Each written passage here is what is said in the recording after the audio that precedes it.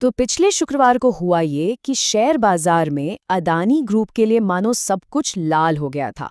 Adani enterprise हो, Adani green या Ambuja cements, एक के बाद एक ग्रुप के सारे बड़े शेयर्स धड़ाम से नीचे आ गिरे। तो सवाल उठता है भाई, अचानक ऐसा हुआ क्या? क्या ग्रुप के अंदर ही कोई बड़ी गड़बड़ चल रही है, या फिर इस गिरावट की वजह कहीं और छिपी है? चलिए मिलकर इस पहेली को सुलझाते हैं। और ये कोई हल्की फुल्की गिरावट नहीं थी, नहीं। अदानी ग्रीन एनर्जी तो 12% तक टूट गया। ग्रुप की जो फ्लैगशिप कंपनी है अदानी एंटरप्राइजेस, वो 11% नीचे गिरी और अदानी पावर भी 5.5% से ज्यादा लुढ़क गया। मतलब साफ था, ये जो भी हो रहा था इसका असर पूरे ग्रुप पर था। अब सबसे पहली और हैरान करने वाली बात यह है कि ये गिरावट कंपनी के किसी नए बिजनेस क्राइसिस की वजह से नहीं थी। तो फिर आखिर हुआ क्या था? यहीं से ये पूरी कहानी और भी दिलचस्प हो जाती है। इस गिरावट की असली जड़ें पता है कहाँ है? भारत में नहीं, बल्कि हजारों मील दूर अमेरिका में।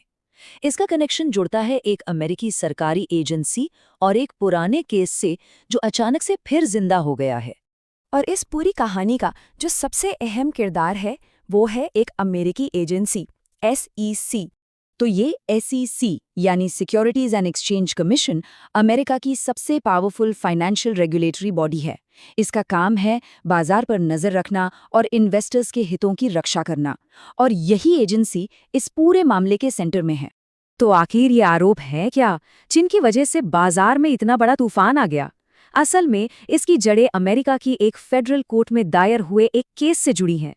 इस केस में अदानी ग्रुप के बड़े बड़े अधिकारियों का नाम शामिल है और इसमें सीधे सीधे चेयरमैन गौतम अदानी और उनके भतीजे सागर अदानी का भी जिक्र किया गया है। और ये रकम छोटी मोटी नहीं है। अमेरिकी जांच एजेंसियों के मुताबिक ये जो कथित रिश्वत की योजना थी वो थी करीब करीब 265 मिलियन डॉलर्स की। जी हाँ, एक बहुत बड़ी रकम। लेकिन सवाल ये है कि इतनी बड़ी रकम की रिश्वत क्यों? आरोपों के मुताबिक इसका मकसद था अदानी ग्रीन एनर्जी के लिए सरकार से बिजली खरीदने के लंबे समय वाले कॉन्ट्रैक्ट्स, जिन्हें पावर परचेज अग्रीमेंट्स या PPA कहते हैं, उन्हें हासिल करना। और यहीं पर SEC की जो मेन शिकायत है वो सामने आती है। उनका आरोप है कि इन सब के बावजूद अमेरिकी निवेशकों को कंपनी के रिस्क्स के बारे में पूरी और सही जानकारी नहीं दी गई।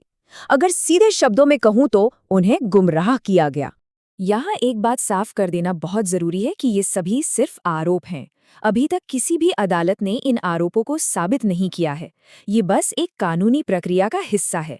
तो सवाल अब ये है कि इस पुराने केस में ऐसा कौन सा नया मोड़ आया, ऐसा कौन सा कदम उठाया गया जिससे बाजार अचानक इतना घबरा गया। मजे की बात यह है कि ये सिर्फ एक कानूनी प्रक्रिया का हिस्सा था, लेकिन इसका असर बहुत बड़ा हो गया।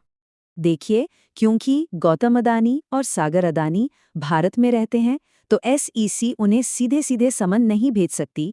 इसके लिए उन्हें हेग सर्विस कन्वेंशन नाम की एक इंटरनेशनल लीगल प्रोसेस को फॉलो करना होता है। अब SEC का कहना है कि पिछले 1 साल से वो भारतीय एजेंसीज के जरिए ये प्रोसेस पूरी करने की कोशिश कर रहे हैं, लेकिन इसमें बहुत देरी हो रही है। और बस इसी वजह से अब उन्होंने एक नया कदम उठाया है। उन्होंने अमेरिकी कोर्ट से सीधे ईमेल के जरिए समन भेजने की इजाजत मांग ली।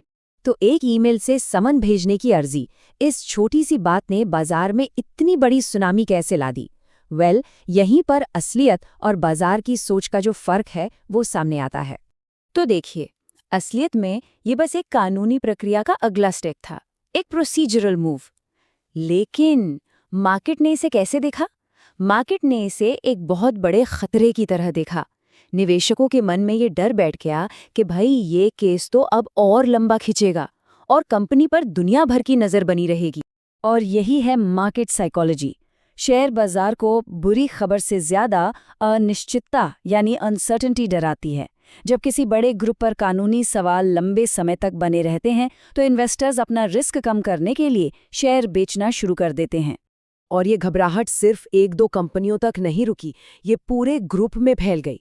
अदानी ग्रीन एनर्जी सबसे ज्यादा प्रभावित हुआ, लेकिन एंटरप्राइजेज, पोर्ट्स, पावर, यहाँ तक कि सीमेंट स्टॉक्स पर भी इसका गहरा असर देखने को मिला। तो इन सब का एक इन्वेस्टर के लिए क्या मतलब है? इन हेडलाइंस के पीछे की असली कहानी क्या है? देखिए, साफ है कि शेयर फिलहाल कंपनी के बिजनेस परफॉर्मेंस से ज्यादा रेगुलेटरी हेडलाइंस पर रिएक्ट कर रहे हैं। ये गिरावट अर्निंग्स की नहीं बल्कि इन्वेस्टर्स के रिस्क असेसमेंट को दिखाती है। जो लोग लॉन्ग टर्म के लिए इन्वेस्ट करते हैं उनके लिए फंडामेंटल्स पर नजर रखना तो जरूरी है ही, लेकिन ये भी समझना होगा कि ये हेडलाइन ड्रिवन रिस्क शायद कुछ समय तक बना रह सकता है।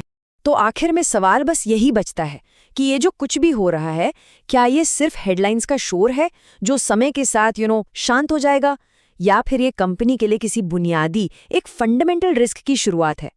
खैर, इसका जवाब तो आने वाला वक्त ही देगा।